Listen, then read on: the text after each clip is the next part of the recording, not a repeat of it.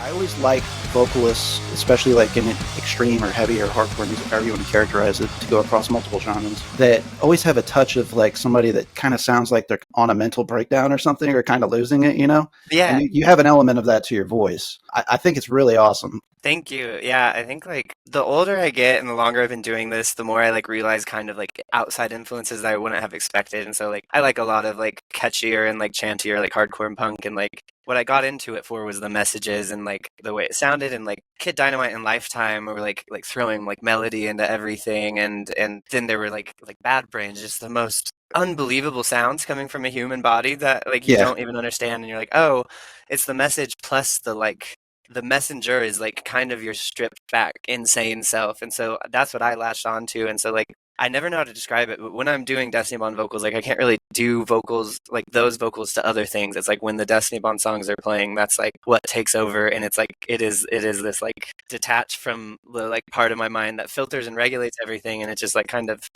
let it all out. It is funny because now I have to be more careful to not blow out my voice, because that didn't used to happen when I was younger, but it is now finding where I can lose control while holding a little bit of self-control. Right. Yeah. You can definitely get yourself in some trouble if you're kind of blowing it out a little too much, that's for sure. But I just definitely think it's something that sets you all apart from many other bands. But I don't know, as far as like inspirations and stuff, like I feel like you guys got a little, whether it's on purpose or not, a little bit of surf punk DNA in you guys as well. Like you already touched on this, the fact that you guys are fans of older hardcore punk, which, you know, definitely you guys could have, you know, we could take you out of this time, put you back then, and you would have fit in with those scenes. But I think like it'd be fun to see you guys coming up in like the Orange County hardcore scene or the Bay Area hardcore scene back in the, you know, the 80s. I think you guys would have fit in with a lot of those movements. Not to say you sound exactly like anybody, but I think would have played well in those scenes. Awesome. I love hearing that. And yeah, like I think because we're from Wyoming and Colorado, like these isolated places that don't have the old guard of hardcore, it became impossible to just take from one. And so it's like, yeah, we can talk about like the DC scene, which is huge for all of us,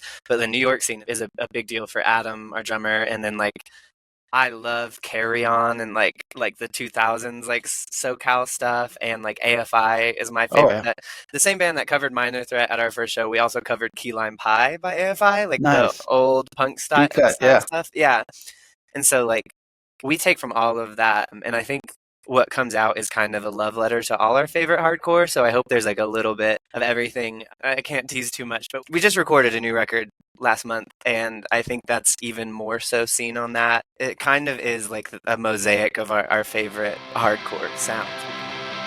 Destiny Bust!